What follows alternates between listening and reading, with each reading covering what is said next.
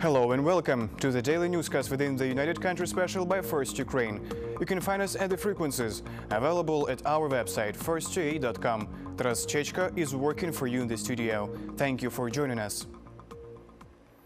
Due to shelling Debaltsevo by militants to turn off electricity for Donetsk, this proposal is expressed by Donetsk Oblast Governor Alexander Kikhtenko.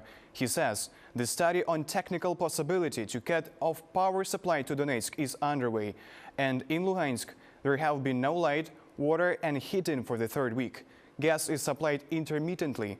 Because of constant shelling, it is impossible to restore utility systems in Stanitsa Luhanska and surrounding villages. Today, 2 civilians were killed there, 1 was wounded. This was informed by head of the regional Luhansk State Administration, Gennady Moskal. He said that terrorists fired the city and surrounding villages at night. They used mortars, heavy artillery and Grad rocket systems. Over 30 residential buildings were destroyed. And now about the situation in the ATO zone. 17 civilians were wounded in Debaltsevo, 9 of them during the evacuation. These data are of the Donetsk Interior Department. In the morning, people gathered near the city hall. At this time, terrorists fired the building. For the last day, nearly 250 residents have left the city. Among them, 27 children and 44 elderly people. According to spokesman of the ATO, Andriy Lysenko, Ukrainian artillery performs precautionary shelling of terrorists that they cannot attack or deploy their forces. In Vuhlegirsk, 3 civilians were killed due to terrorist shelling, a 60-year-old woman and father of a 2-year-old son. These data are of the press service of the Donetsk Police Department. There are victims among the military. 5 were killed and 30 were wounded. This was informed by ATO spokesman Andriy Lysenko. According to him, terrorists fired the coke plant in Yasinuvata. 1 worker was wounded. The plant has ceased its work. For the previous day, terrorists received reinforcement from the Russian Federation. According to the prompt information, over the last day, 15 buses and 5 Totliner trucks came to Ukraine through the Russian checkpoint Donetsk. Also, there were 2 microbuses that came to Ukraine. At the checkpoint, there were people in military uniform coming out from these buses. Some of them had hats that are typical for Kazakhs. 3 organizers of the mass shooting at the Maidan were arrested. Another one was taken into custody. The rest are wanted. This was said by Prosecutor General Vitaly Yarema. This is a scheme under which the criminal group worked. According to investigators, it was led by former Interior Minister Vitaly Zakharchenko. Now he is in the international search. The lists of Interpol include one of the main organizers, Viktor Zubrytsky, and his 2 assistants, Sarkisyan and Koshelev. They ran recruitment of thugs and paid them for participating in the riots. Also, 13 performers of the case were detained.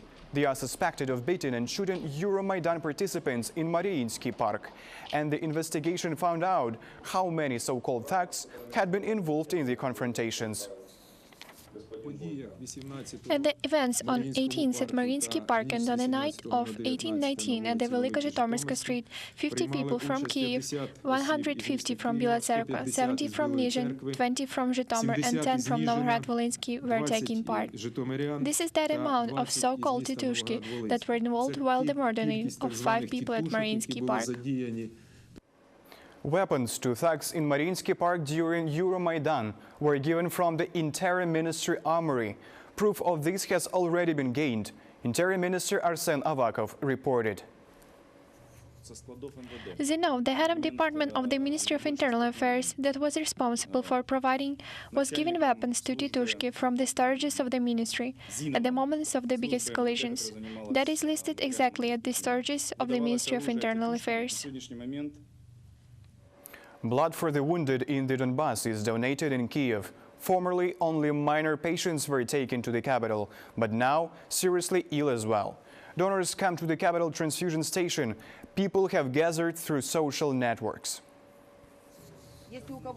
I'm asking you if you have a contraindications. This is turned to registration, doesn't willing to donate blood. Ruslan recalls ever experienced cooperative operation, losing a lot of blood, and now delivers its first, a rare group, for the wounded man.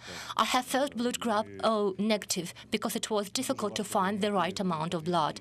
After checking, people go to the place of transfusion of blood.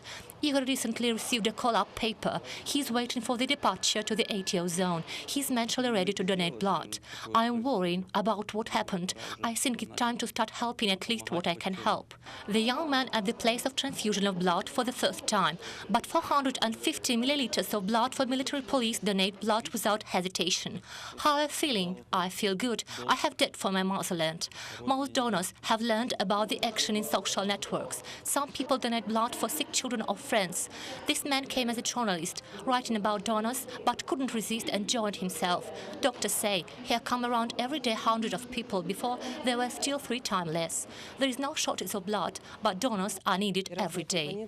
Different components have different expiration date. The plasma stored for 2 years, blood mass stored 42 days, and doctors needed more fresh blood. For donate blood, donor owns 2 weekends and money compensation 40 hryvnias. According to doctor report, almost all volunteers donate blood for free. Olesya Varlamov, Sergei Tishenko, Helen Sarenko, First Ukraine. American weapon can be in the Ukrainian army soon. The U.S. is actively discussing the possibility of supplying weapons to Ukraine. It is reported by the New York Times. According to the newspaper, a dozen of officials from the White House and the Pentagon are urging Barack Obama to give Kyiv lethal weapons. The president has not made a decision yet, but sends to Kyiv State Secretary John Kerry in order to begin negotiations on a possible armaments for the Ukrainian army. More information in the following story.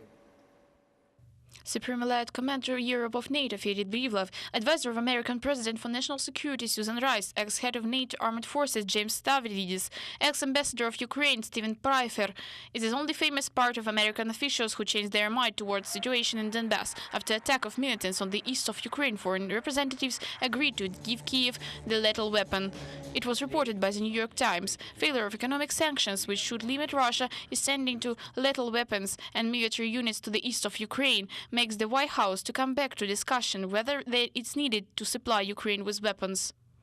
Barack Obama is still holds over, but his statements in address to Russia become more sharp. For example, he claimed that Russian president is bad strategist and his sanctions harm all Russia. Barack Obama stressed that escalation of the conflict on the east of Ukraine is the evidence of bad decisions which Mr. Putin makes from the name of Russia. He acted on the east of Ukraine and in the Crimea not because they enforced some great plan, but because the events on Maidan caught him on. Russian officials had already reacted. The State Council stressed that USA supply Ukraine with weapons, and now its weapons will be supplied in another scale. German Chancellor Angela Merkel claimed that there will not be German weapons in Ukraine, and it's better for all to concentrate on negotiations. Victoria Zabian, First Ukraine. American fortifications were delivered to Kyiv Oblast for testing. They are barriers that can protect against shrapnel and bullets. The barriers were tried out at the proving ground of the National Guard. They were fired with a machine gun, bomb thrower and main guns, and they were blown with a TNT charge. After this, the Ukrainian army, together with experts, rated the damage. They say that they are satisfied with the results. Currently, there are negotiations on the supply of such barriers to the ATO zone. We put 10 kilograms of trotil in here, right under the wall. Of course, this first wall couldn't withstand it. Anyway, there are no fragments nor injuries from that side, so I think it's a great result. Geotextile is uncombustible, it didn't outflame, everything is okay. It was the United Country newscast by First Ukraine. You can find more details at our website, first2a.com. Taras Chechko was working for you in the studio. We wish you only good news. Take care and goodbye.